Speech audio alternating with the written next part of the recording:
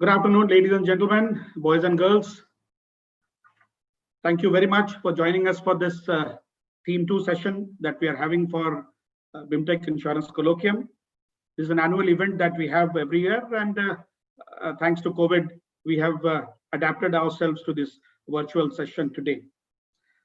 I'm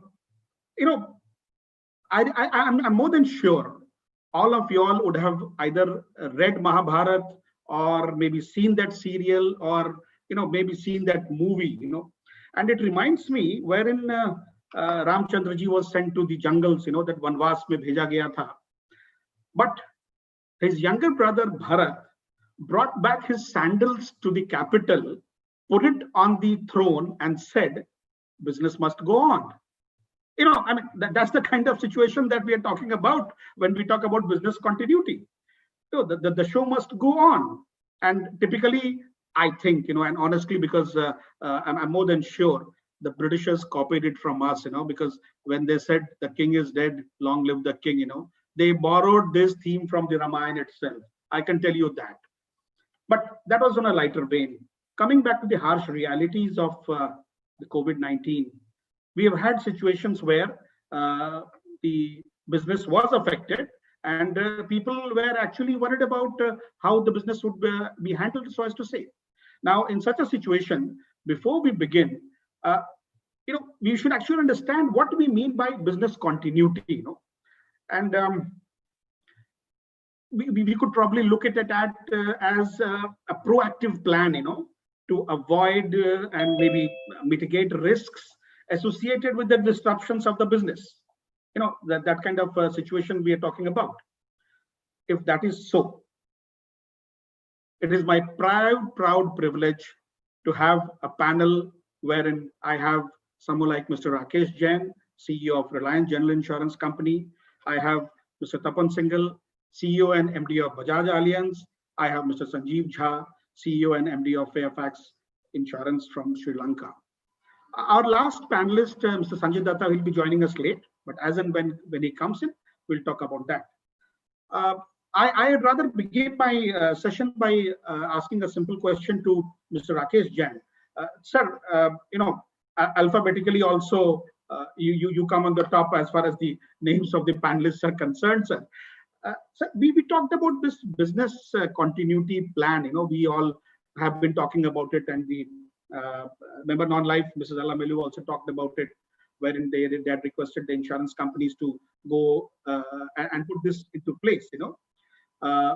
Can you just explain how business continuity plan and a business interruption insurance policy, sir, how are they different, or are they similar, sir? So thank you for inviting me in this colloquium. It's my pleasure to really reach out to so many of you. Of course, business continuity or business interruption, this is quite appropriate in the current context which we exist. The risk awareness is high, and so hence the need to survive should be a part of the thinking everywhere. And I think both business continuity and business interruption is actually part of risk management. In some sense, it's something which is embedded. They are linked. But since I'm the first guy, maybe let me put a bit of a context. Business interruption, if you really see, was a consequence of how the fire laws evolved, during the 19th century. And eventually, with every kind of an incident, people would say, what is the consequential loss coming out of business interruption, and eventually loss of profit in certain parlances. So it is a concept which evolved with the evolution of insurance, starting with fire insurance. Business continuity, if you really see, is a wider topic. It actually started like as an extension of disaster management, and where people would say, how do you really manage everything and not just only a part of thing? And, as the world started to imbibe computers and all, the concept or the nomenclature of business continuity was actually coined in 1970s. So structurally, business continuity, if you really see, is a larger concept which embeds so many things, and which would also include how to manage interruptions and the financial losses. It is basically putting every aspect of business into a plan and managing it in an organized way. Mhm. So that's Sir, the main. I'm sorry, sir. Sorry to interrupt you. So please carry on. No, I just wanted, and structurally, there are many times, business interruption insurance, because we are in insurance world, we always feel that it's important to understand. The important point of business interruption is generally it is linked with an insurable peril. And one of the questions which people would have heard in recent times is what happens if, if you don't have a loss of property and still you have, how is a pandemic creating a loss, and is this covered or not? So let me tell you, the traditional insurances have all gone behind, the loss to an insurable property, and then consequential interruption claims were paid. Exactly. Pandemic is in fact a telling point for many of us to now look at the intangible losses and really include in the scope of policies. I'm sure with this active discussions across the world, we will see some evolution and products emerging out of this. Amen to that, sir. And I'm more than sure that we will be doing our bit towards this entire discussion, and maybe the regulator will take a note of that, sir. Just taking this discussion forward, sir. Like you mentioned, giving the perspective of the business interruption and of course the business continuity plan, so as to say.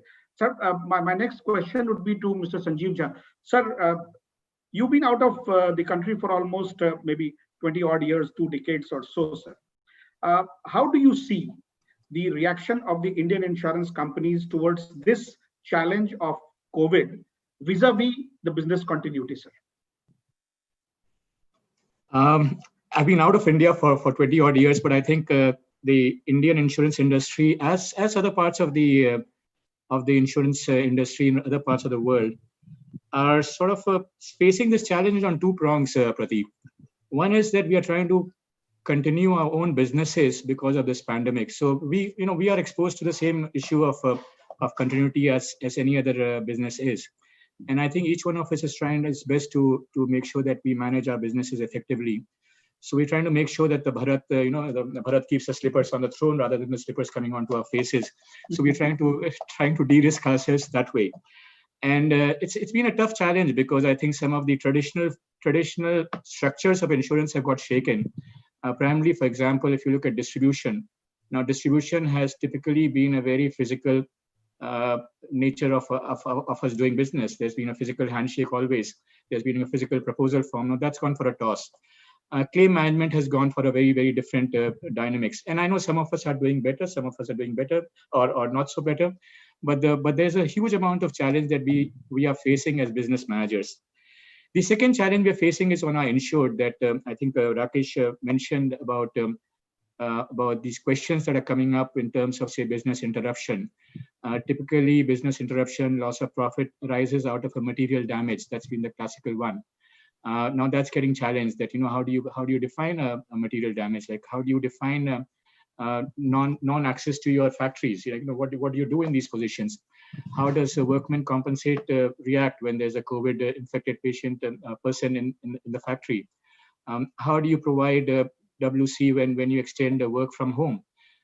So I think these are questions that are really intriguing us, and I don't think the answers have been found, but each of us is trying its best. The good thing of our trade of insurance is that we every day experience and expose ourselves to risk. And the good thing is that for the last 300, 400 years, we've been surviving risk, we've been thriving on it, and we've been finding solutions. I think some examples, like for example, the example of Wimbledon comes to fore. Like Wimbledon has been paying a premium of $2 million every year for the last, I don't know how many years. They never had a claim. 17 years. And now this year they've had a fantastic claim, and I think they've recovered nearly 1,000 odd crores from that insurance. Now that's a brilliant example of how a good risk manager identified the issue of business continuity based on pandemic, and then found the insurance as one of the solutions to it. So that's the answer. I think we're still finding answers, but there are still questions to be found answers to. You are absolutely correct, sir, and we are still in the process of finding answer, and that is what brings me to Mr. Tapan Singhal, sir. While Mr. Rakesh Jain and Mr. Sanjeev Jha have been talking about the the challenges of the business continuity, the way the industry has reacted. Sir, can you tell me, sir, your first job would be to ensure that your house is in order, because only then can you talk about a business interruption policy or a business continuity plan or take care of your clients, sir. So is it not difficult to manage both the aspects, sir? Okay, thank you, Professor, and it was a pleasure being with all of you. An interesting topic you have, business continuity. Can insurance offer the necessary succor? Yes. Succor is a pun, no, can be used interestingly. So business continuity, can insurance be the necessary succor? No. Absolutely. If I look at worldwide after the pandemic, I think I felt that everybody wanted insurance to pay for everything. No. Yes. And nobody wanted to pay the premium initially when there was no risk. No. So I think the way insurance be looked at, and it happens historically, is that they be the necessary succor when things go wrong. No. I think that has to change first and foremost. No, and that's part of the answer that you were asking me too. Now let's look at the Indian context also. When COVID happened, the regulator came out with very clear instruction that insurance companies have to offer COVID cover. And I'm so proud of the industry in India. You asked this question to Sanjeev in terms of the Indian industry. All of us came out with COVID cover and we sold it. Not a single reinsurer supported that. And we mentioned to the regulator also that they should actually ask reinsurers to support that. They did not. Purely on the net, we sold, claim ratio shooting at 300%. No, and we stood by. I think industry, which has a combined ratio at 160 and 70%, did not hesitate to provide no cover for COVID, knowing fully well what the repercussion would be, and they're not prepared to do and get the pricing also right because it was so short and such an unpleasant time. It's I think these things one has to notice, that the way the industry stands up in times of crisis, no, and to some it may look like a sucker, but knowing fully well also, I don't think the industry bats an eyelid. Even today, getting a reinsurance cover for COVID is not so easy. No, the industry takes it on the net and supports people. That's the first point. The second point is, if you look at the premium for COVID cover, something like 7 rupees for the entire year, no, for about 2 to 3 lakh rupees of sum insured. Phenomenal, right, Professor? Like when this gets launched and anybody can get COVID, you'd expect the servers of insurance company to crash. Mm-hmm. No? Yes. Like there are crores of people who are not insured, but at high risk. The industry, poor industry, is so happy with the 40% growth in health and saying, wow, we have very good growth in health. You know, it's before COVID, there are 25% growth in health. Absolutely. Just 20% increase. There's no increase in awareness. But when things go wrong, the expectation that the industry should stand up, no, and pay for claims for which people are not paid premium. And that is where the Wimbledon example which Sanjeev gave was such an exceptionally good example. The message is that everything can be covered. No, even COVID cover was there. That's what the Wimbledon claim got paid up. It's not there. Absolutely. It was always there. How many industrialists or their risk managers thought of taking this cover? And I said in one of the forums, the cover is available even now. How many business houses are actually taking a pandemic cover now when they're renewing the policies? How many? Let's say either Rakesh is there, Ron Sanjay is there. Is the cover not there? It's there. The insurance industry has the solution. They have the cover. The point is, how many are ready to pay the premium to be covered? But when an incident happens, then the entire media hysteria, the entire news, and be it US or be it India, it's not about any country. The industry has to pay. And that is why the word succor to me is very, very interesting, the way you can play as a pun on it. So thank you for this topic. I loved it. So that is thank you, sir. Thank you, sir. In fact, when you talked about India and US, I was just reminded of the statement that Mr. Donald Trump had come up with, if you remember, in case of business interruption, that irrespective of the cover, the claim should be paid. Exactly. I mean, a statement coming from a head of a state on such a sensitive issue, it literally goes beyond the imagination. But you're absolutely correct. It just talks about the awareness level of insurance. See, that is where the problem is, and that is why when you hold such forums, get people to listen to it. It's critical. People don't understand that the insurance industry can provide cover. They can do your business continuity. In fact, if you look at the COVID scenario in India, what went wrong? If you look at for a phenomenal lockdown, migrant laborers, there was not thought through, no solution, and sudden desperation, of movement got the spread of COVID all across. There may be 1 or 2 reasons, but one of the major reasons migrant labor. let us say if the cover was available, that during a scenario like this, forget about everything else, you would take care of standing charges, no, which is there, no, and migrant laborers could have been paid, no, for the period because you would have an insurance cover on that. Correct. A kind of catastrophe which happened because of the migrant labor shift and the kind of human pain that people went through would have been avoided. So my point is, what I want to say is that insurance should be taken more seriously than the way it is taken. It is relegated to the last priority as a cost negotiation when a premium is being paid, no. And at individual level also, not talking about the corporates also, at individual levels also, how many of us can say that we are well covered, no, be it home insurance or health or PA or no. How many of us can say that, no? I think it is something which should be brought to the table more seriously in terms of how we look at it. So I think it's more of an issue wherein awareness has to be created, and BIMTech on these points has already been working hard for the last 15, 20 odd years as such. But sir, that brings me to a point wherein my next question is directed to Mr. Rakesh Jain. Sir, tell me something. Don't you think that the question that I was putting on to Mr. Tapan Singhal, that bringing your own house in order before you start off the taking care of your clients and customers as such, sir, what kind of a business continuity plan, and if I may say that if it doesn't breach the privacy or confidentiality issues, can you tell us the business continuity plan as to how you plan at Reliance, sir? So let me be honest. Business continuity is a concept, which has to be believed by the top management. It is not something, of course, most of the regulatory prescriptions are in there now. You realize, the insurance regulator, banking regulator, or securities market, everybody prescribes. But often I have seen the depth, the real planning goes only if the top guys believe something like this could happen. So if you ask me, it is as much to do with awareness with consumers to do with as much, what management feels about it. That it can go wrong. Very often in the earlier environment, we used to feel management continuity in terms of key people. So what started business continuity, ye aadmi rahega, if this person is there or not. Thankfully, with the growth of digitization, automations and all, people have started to value processes. When processes and all came in, we said, okay, fine, we will look at if this office closes down, where do we work from? And, that led us to create, some environments in different geographies or different time zones, or different, networks, so that we could operate in that way.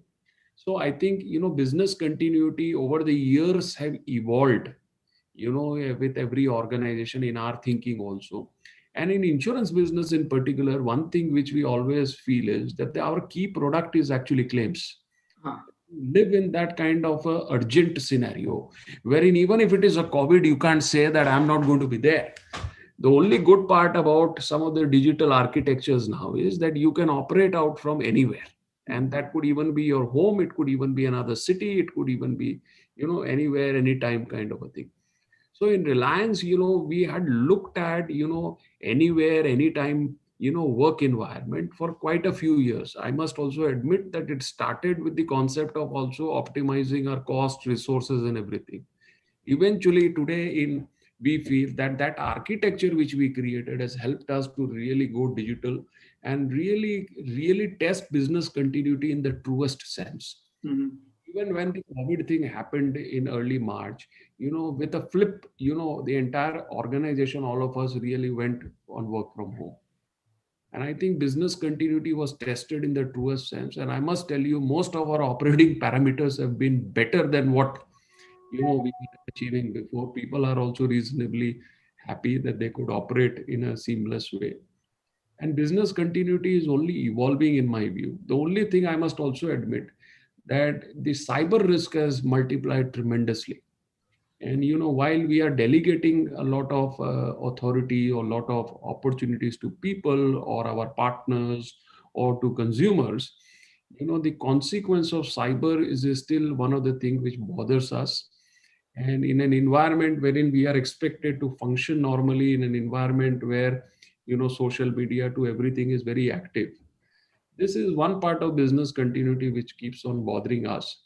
And we are hence, to a certain extent, a bit worried about the consequence of this larger shift which we are looking at. So business continuity is an objective in my company, which is owned by me. The assurance which we really put out to our stakeholder is something which we want for ourselves. And we know eventually this is going to be a business edge in terms of our operating environment if we get it right. Absolutely, sir. And in fact, when you talked about the role of the top management, sir, by any chance, do you see the role of a chief risk officer emerging out of this for an insurance company? See, I think it's most important. Of course, I must say that chief risk officer is a mandated role in every insurance company. The insurance regulators were far-sighted to have specified this role, a few years back as a part of corporate governance. And the chief risk officer has the primary dotted line reporting to the risk committee of the board. In some sense, it's an independent, role. And it's a management level role which exists.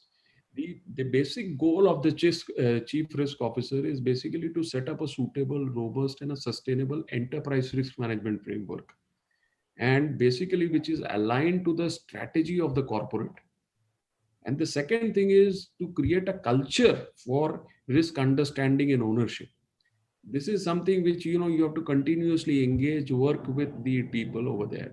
So chief risk officer, if you ask me, is somebody who really does a lot of upside, downside, simulations, looks at the company, looks at the people, looks at the overall architecture beyond, the operating environment. And this, I think, has emerged in various such crises like this, or even certain other crises like, cyber and hacks and all, to be something which holds the organization together. And my think is that this is a growing environment and the chief risk officer plays a very forward-looking role. And hence, to a certain extent, this is becoming an imperative for any good organization.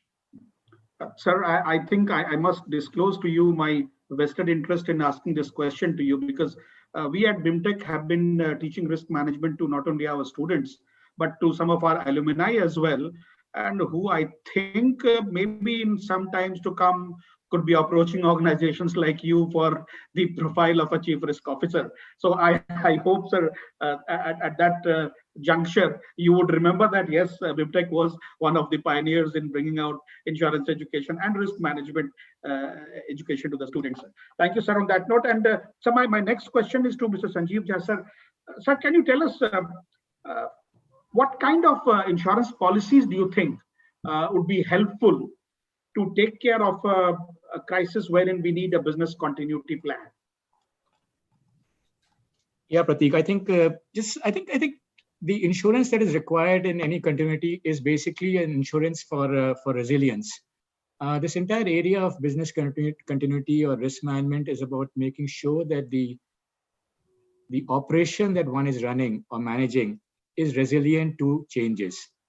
And that's where the excitement of it happens, as was mentioned by Rakesh, that the chief risk officer does various scenarios, various permutations, combinations to see whether things can go wrong. Now, to assess that risk, there are two things. Like, for example, if we talked about cyber, again, Rakesh mentioned about cyber security. Now, is there a probability that someone is trying to hack into this webinar as of now? I think the answer would be yes. Most probably there is someone trying to hack. Is there a probability that the hack will be successful? The answer becomes maybe less probable, because I'm sure the Zoom has its own security.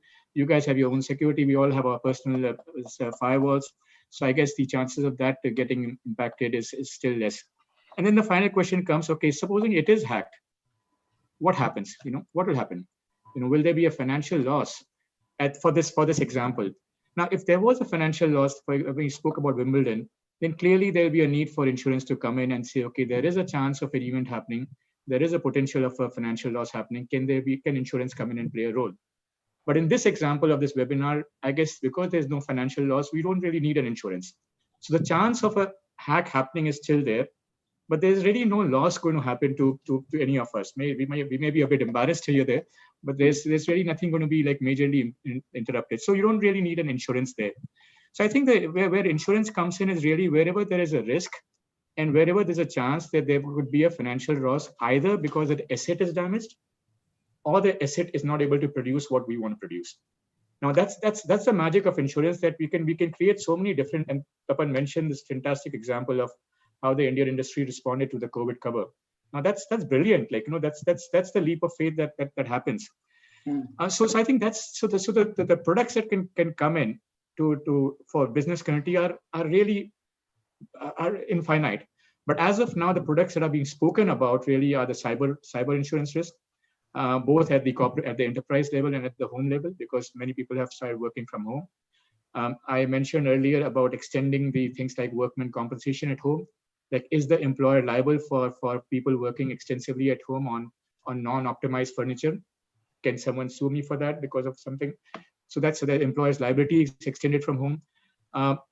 Things like, the non-material damage for BI and for loss of profit. Like, can pandemic be covered as an event that can protect the loss of profit? Answer is yes, it can be, but it will come at a price. And again, as Tapan mentioned, will the clients be willing to pay for the price?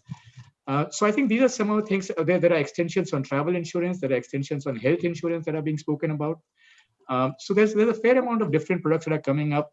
But the general rule, Pradeep, what I'd like to highlight is that insurance will come in and design a product if there is a chance of a risk occurring, and that risk will result in a financial loss. If that happens, if these two happens, we will design a cover for that. Now, whether someone pays for it or not is a different matter, but the product will be designed.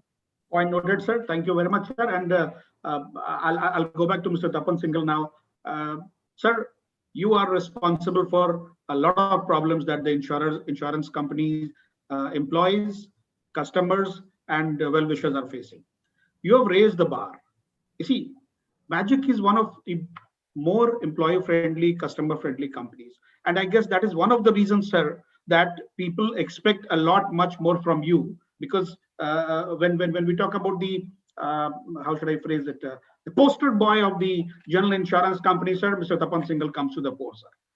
Now, sir, in such a situation, sir, what proactive steps do you think you should be taking so that the level of expectation of your employees, as also the customers, sir, particularly in these difficult times, are taken care of, sir? Thank you for your kind words, Professor. In fact, to answer Sanjeev's question, I can sue Professor even now if it gets hacked, no? So he has going to have financial loss. And we're not insured with Bajaj Insurance Company. I am to ensure that I get the best lawyers and sue him really hard. Absolutely. So, now coming to your question, I think all of us do a brilliant job, Professor. I think that's why I have a lot of respect for the insurance industry, and because your students will be listening to it, there's one statement I always make, that we get paid to do good. I think you have to be blessed to be an insurer, because I think you take care of people when things go wrong, and you stand by them, and you get actually paid for that. Where do you get paid for doing such a noble cause? I think that is something which is there, and that is the driving force that is there for me, and that is why I've been an insurer, I've been an insurer till the last breath of my life, because I won't do any other work. I love it so much. Now, coming to people, customers, and to our entire business process, how it is going. See, first and foremost, it's people. In any company, if your people are not passionate, if they're not happy, then your customers can never be happy, is my belief. So as leaders, I think our obsession with the people has to be of the highest order. Now, it's an amazing situation for leaders to be in. In our entire living memory, we have never seen a crisis which has been so long. I think nobody can tell when it's going to end. I think some journalists may be able to guess, but I think no sensible statistician will be able to give any kind of statistics or data that, okay, this is the day this is going to be over. So the point remains is that if I look at the initial phase, let's break it into 3 phases. When COVID happened, the initial excitement of a crisis was immense. Everybody was excited. We'll overcome, we shall do this, we'll do that, we'll serve our people. And like Rakesh mentioned, as insurers, we have to serve people, pay claims, nothing should stop. I think unimaginable resilience, excitement, passion was visible amongst people who were serving. And I think it is phenomenal. I think we underestimate the power of people, how much they can deliver and beyond our own expectation. That was the first thing which came. The second phase, when COVID started hitting people we knew, when death started happening, I think that is where fear started coming in, and the stress and the fatigue start building it. No, I think if you take the second phase, that is where, and third is obviously you have no clue when it ends. So acceptance of life, of leading life, no, the way it is starts coming in. Now this is where it's very critical for organizations and leaders to be able to provide an environment in which the employee feels safe and employee feels something goes wrong, we'll be there. Let's look at COVID. Another thing which was very funny also and very sad, the kind of stigma that was there with COVID. Somebody had COVID, everybody was shunning away. Imagine somebody does self quarantine. How does food reach the person? How does medicine reach the person? And you never know. Tomorrow it could be you. No, how do you provide an environment where the people whom you know, if somebody has COVID, you're able to ensure that you are able to provide assistance, doctoral, medical, food. I think that is what we all did. I think we were very sure and very clear. And I said I'll lead from the front. And in fact, one place I was ready to go in the very early stage and myself deliver medicine, food to one of my employees who had COVID. I was so very clear that we have to lead from the front. And this is something which can happen to anybody. And it's seen from a very sympathetic perspective and not from a shun and fear perspective. I think that was the first thing which we imbibed. And I'm very happy to say that all my employees, and be it for my agents or be it for customers, they come to know they're happy to serve from the front, and they've been doing that. That was the first thing. The second thing was from a customer perspective. See, right now, looking into fine prints, to decide what is to happen. Let's say we try to negotiate rates with hospital for COVID. They didn't agree to the rates. And our cash is getting a problem. So at times we went beyond the agreement to ensure the customer does not suffer. See, right now, technicalities, negotiation is fine. It's sad also, as some hospitals are overcharging, overbilling, trying to make an kill in the opportunity they see. It's a bit sad, but that's okay. That's a societal issue. But your customer is there, and you're trying to right that point time, delay things because of technicalities. That should not be done. I think at that point time, be there with the customers. Even it means that you have to go beyond what has been negotiated, and there can be times you're getting overcharged and overbilled, and you can take the fight on, and continue. But from that point of time, at the customer's level, don't hesitate. I think be there, serve the customer well. I think the COVID, you have to have high level of empathy. You have to be hugely passionate, and you should feel blessed that you have an opportunity to serve people in these times. You see the doctors, the way they're operating. It's unimaginable, Professor. 18 hours they're working. Look at their COVID duties. They're not able to eat. People are falling ill. They are risking their lives. And the biggest fatality has been for the doctors. See how they're serving. It's a time when each one of us will step forward and do that. I think that is what is something which we are very obsessed about, and that's what we've been doing, Professor. Yeah, absolutely, sir. And just to update you, at this moment, our viewership has gone beyond 750, sir, with the registrations going beyond 1,000. So I hope your messages are going to the right people as such. Sir, Mr. Rakesh Jain, sir, 6th of January 2015, you addressed a meeting of your intermediaries in Delhi, one of the hotels on the Janpath, sir. I was lucky to be a part of that, even though I was not an intermediary at that time. And I still remember when I met you for the first time, your two key words emphasis was, one was technology, and the second you talked about was the employees, the people, so as to say, sir. Now, technology I've seen, of course, in the last 4-5 years, the growth chart is absolutely clear, not only to me, but to the others as well, sir. Sir, from the perspective of the people, the employees, which Tapan sir was talking about, you maintain a very low profile, sir, as an organization. Can you tell us why? I don't understand your question fully. So I don't know profile or low profile. I think what's important is there is a big bang event which is taking place, and people need to discover their own thinking before they reach out, before they talk. So in some sense, Tapan laid down what he felt important for his employee. He did something. I personally feel that all of us have their own way of interacting and communicating, and one should be true to himself. Personally, I felt that COVID was an event which nobody anticipated. So there was always an assessment phase which happened with all of us, starting with the world coming to us. And most of us lived initially with a thought process that this is a temporary phase. Mm-hmm. So most of us really communicated in a way to say, look, go away from the active thing, go back to your home, stay inside, do your normal stuff. Even if for the few days you don't do it, is fine. So, it was a bit like, you're demonstrating resilience. You are demonstrating as if you can be away from things. It is only in the, after a month or two, from June, July onwards, that people started to believe that this is longish and this is where we'll have to turn around. So to my way of looking at things is, you have to be appropriate to the context, because people are now getting flooded with so many things, information. Whatever you say as a leader also gets cross-checked with 5 more other leaders. It is important for us to believe that we are not the sole voice to be followed and heard. And I feel that many of the times you leave a thought with a person and let him really get over it. So, I don't understand, too much of communication or too little communication. I believe in effective communication. I think for our people, we have always said, you come first. It's important that we meet our objectives, but at the same time, we are in such a business that we can't also stay away from consumers. So the digital technology, what you mentioned, is something which has stayed with me. Frankly, technology was a way to make over the organization. 9 years back when I joined Reliance General Insurance, I thought that will be a distinguishing, factor for us. I would say today that is indeed a distinguishing factor. This apart, I guess the mindset of our people to use technology has added to it. And that is why, most of us are now dealing through technology with people.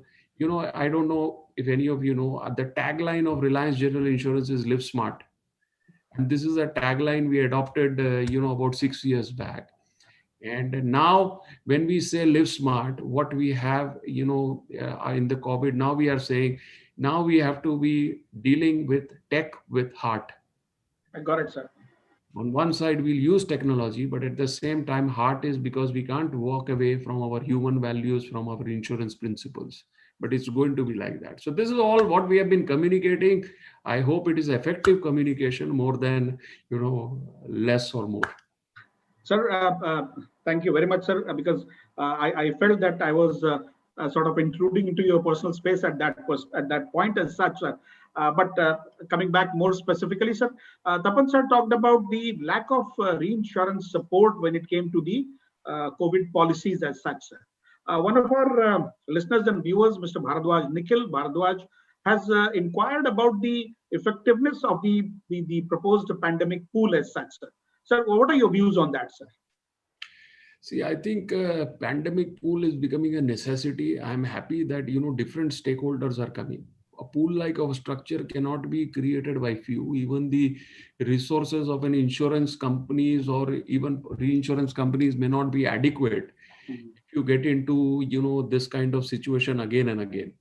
And, in some sense in India, we can say we are still not as deeply impacted because the penetration of insurance is low.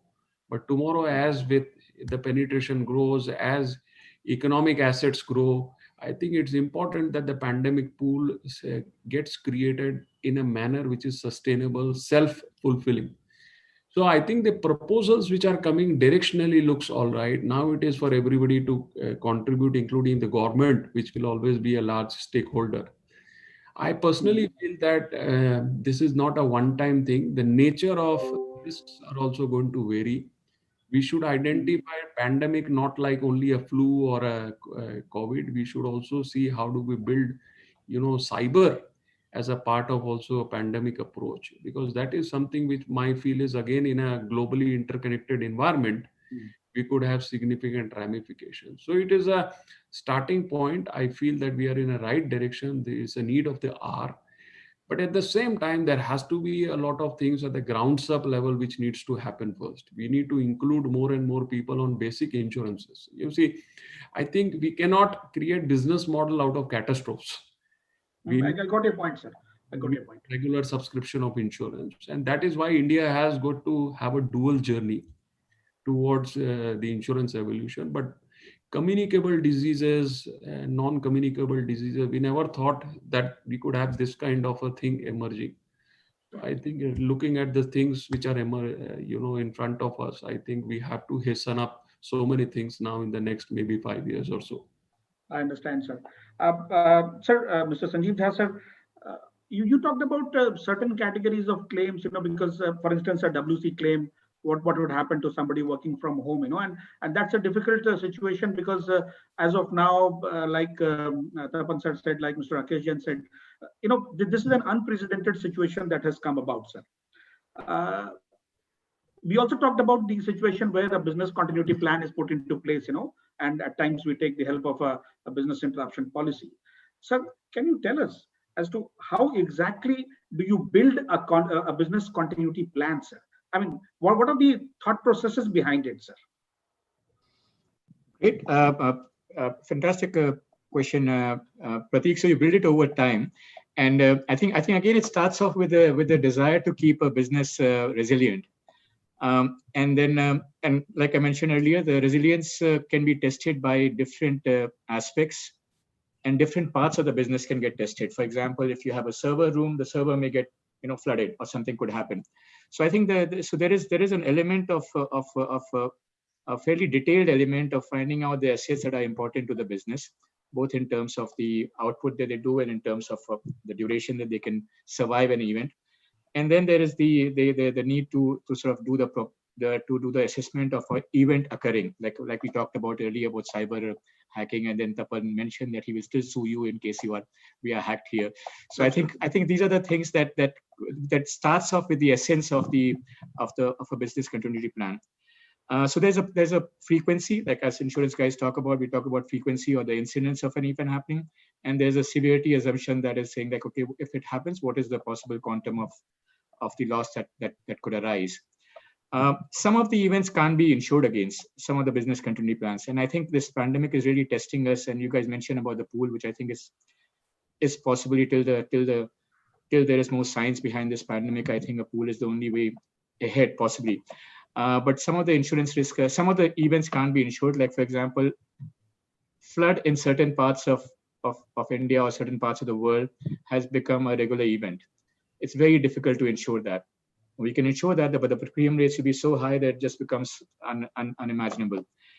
So then, how do you still want to make the nation or the country resilient? So what do you do? So you build canals, you build dams. So insurance is not necessarily the only way of building resilience. Now, when we talk about this pandemic, it basically started off the disease, and then it went on to distance, saying that okay, like to control the disease, let's get into distance, and then death started happening, where this entire depression happened. Like say, oh God, this is a serious disease. This is not, distance is fine, but you're going to impact, people are dying, and it's going to be major drama. And because of that, the economy started going for a toss. The people's mood started going for a toss. Now, again, Rakesh mentioned business still had to be done, so digital became a way out of it. Now, was there an insurance? No, that wasn't insurance. That was just a way of doing business differently. I think the basic core of business community of resilience starts with culture. And you asked this question to Tapan and Rakesh. It really starts with people and the culture. There will be certain events like this event of the pandemic, or what is known as the Black Swan events, which very few of us can really imagine. I think the risk manager of Wimbledon must be given a Nobel Prize of insurance, because he could imagine that, he could fight, he could still demand the 2 million of premium every year till the claims happen. But most of us succumb to that pressure of saying, okay, fine, this is not required, let's move on. I think, but if the culture is strong, if the culture is resilient, if the people are really there to respond, even an unknown event can be responded to. And if the culture is not there, even with the best risk managers, you will have a terrible organization. So I think it's really, so if you're asking me like what is the core element of how to design a great business continuity plan, it is people, it is culture, it is transparency, it is dealing with sensitivity, with empathy. The more we can do it as business managers, the better, the more resilient we become for the future. Otherwise, there are ways of doing the business continuity plan, which is basically again starts up at the core with the frequency and severity of assessing an event that happens. Sir, we have some doubting Thomases who talk about a situation that because I have an insurance policy with me, I do not need a business continuity plan. So how would you react to that, sir? I think we insurance guys can be quite naughty guys sometimes. We don't like being taken for a ride. We don't like assuming that you don't have insurance. So we like to make sure that you behave, that you don't have insurance, and therefore you look after your assets sensibly. But like I mentioned, insurance can possibly protect your certain events that are very definable, like for example, like a rain, a flood, a fire, things like that. It's very difficult to make insurance your only go-to reference for making your business resilient. Garment manufacturers are going through a major challenge just now because the supply chains are shifting, things are happening. The buyers are collapsing. Now you can buy a credit insurance against them, but how long? The premiums are just going to keep climbing up. So the things become uninsurable at a certain time. Now, how do you deal with that as a business manager? Just because you don't have insurance, you don't say you don't do it. So I think again, it goes back to the sharpness of people, the culture of the organization, how they respond. Insurance is an important part of risk management, but not the only one. Sir, in fact, my next question is directed to Mr. Tapan Singhal, sir. When we say that insurance coverage without a business continuity plan implies that the business strategy is to basically, hope and pray that the event does not occur. What are your thoughts on that, sir? I think as Indian, we have been relying on praying a lot, I think, for our entire survival, our country, our society, and everybody. So I think that reflects in all that we do. No, I think if you look at it, and that's why let me start at an individual level. And then when I speak to a corporate client also, I start from individual level. And if you actually look at it, just 3-4 covers, which is easily available, not very expensive. Your health cover, your personal accident, your term plan, your home cover, a cyber cover, retail cyber cover. I think if you have 4-5 cover broadly, I think for the majority of risk that is going to happen to you, which is going to upset you, you will be covered. Now, if you're not thinking about you as an individual, and you're not doing this for yourself, then how are you going to see, and then for your people, and then from there for your company? And let's look at the cost of it, be it for the company or be it for individual. How much will the entire this premium cost to your entire expense that you have? Forget about the earnings. I'm not even trying to take the earnings on. An insignificant portion of your expenses is insurance premium, even if you're fully covered. And then that is where you want to save cost, is where the problem starts. And the point that I was mentioning earlier also, if you look at insurance companies, they're very, very happy to provide covers up to and whatever level they can.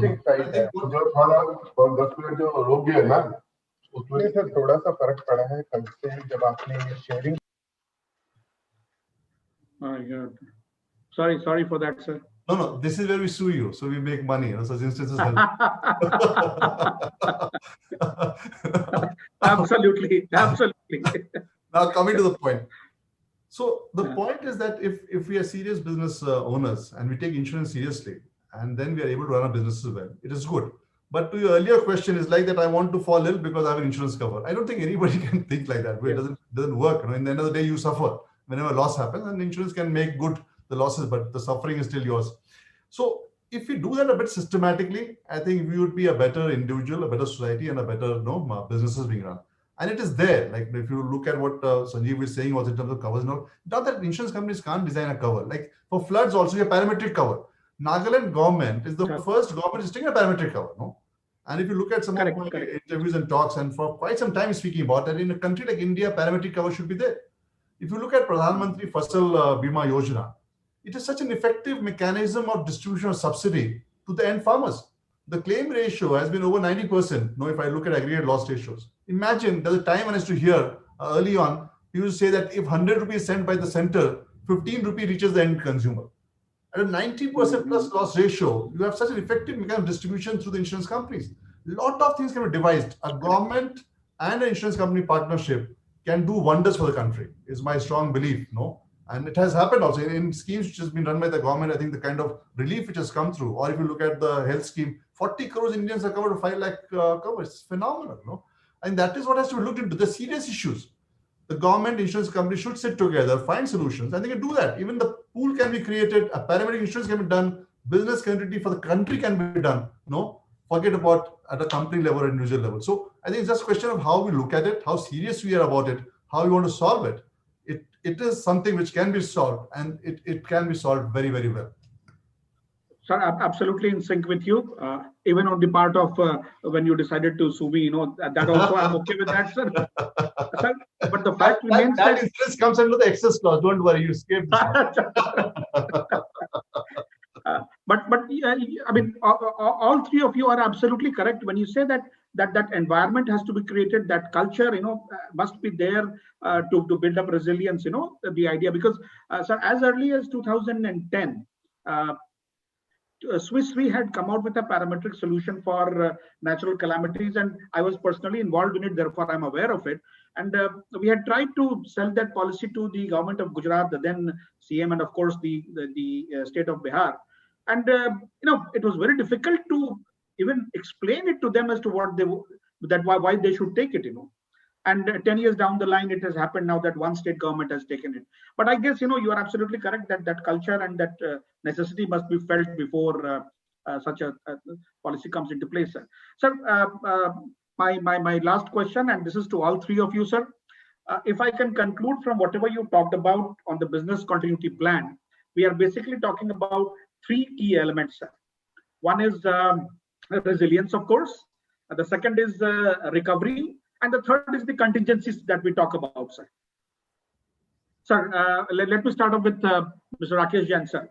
Sir, your final thoughts on these 3 points. No, I think it's appropriate to know the risks, maybe anticipate the risk, and to overcome the risk.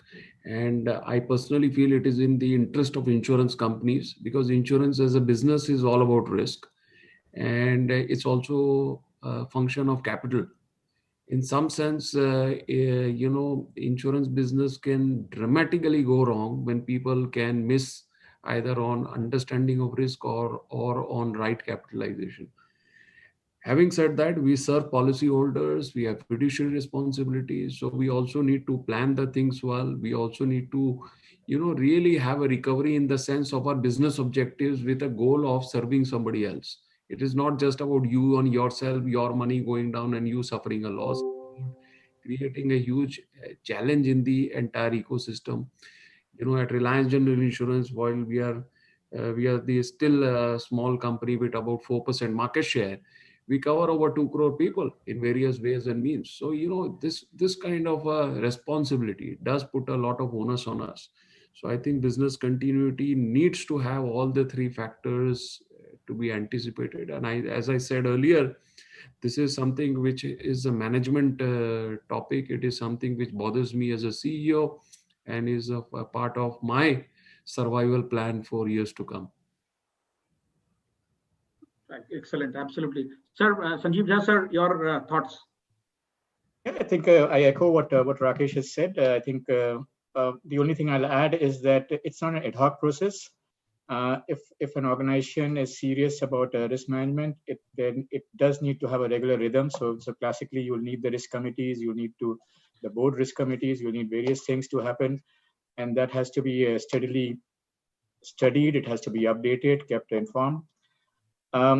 I think what the last 8-9 months have shown is that despite our best efforts, we may still get a slap on our face by events that we're not ready for, and COVID is definitely one of them.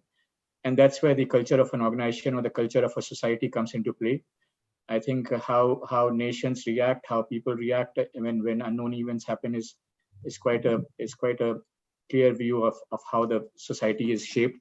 And that's where organizations will fail. So I think while there has to be a very steady and a regular rhythm of making sure that an organization knows its risk and therefore finds its solutions to it, I think the organization also has to be modest enough to know that there could be events where they'll be kept with the pants or seen with the pants down.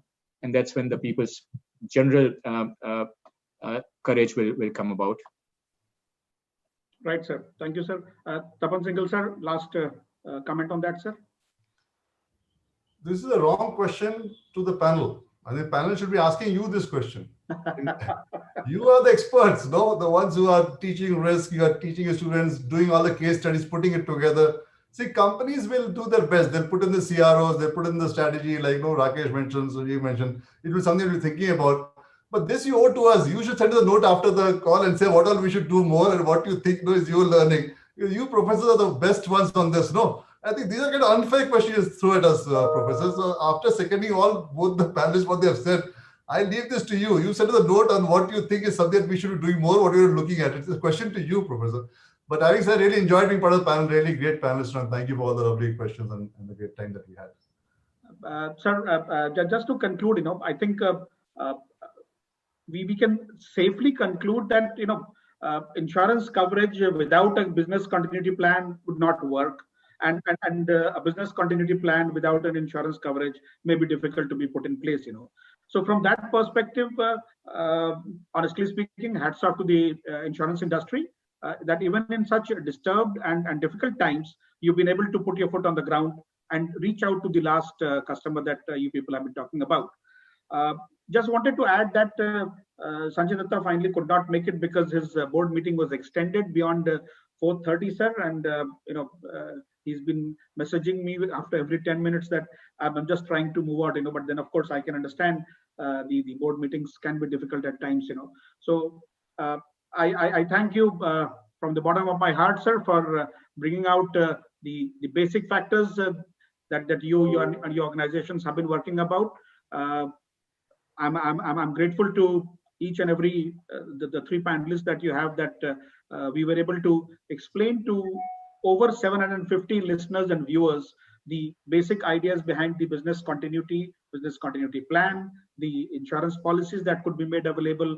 And of course, there are issues related to it. There will be issues related to it. And that is where we need to work together. And as I was in an offline discussion with Miss Alamedu, I was telling her that I guess this is the time when the stakeholders should have a discussion, not just merely putting out a draft and seeking an opinion. If we could have more interactive discussions, particularly if you could include the academia on that, and like you rightly said, Mr. Tapan Singhal sir, that we are the ones who are nurturing the future generation that is actually going to work on these things.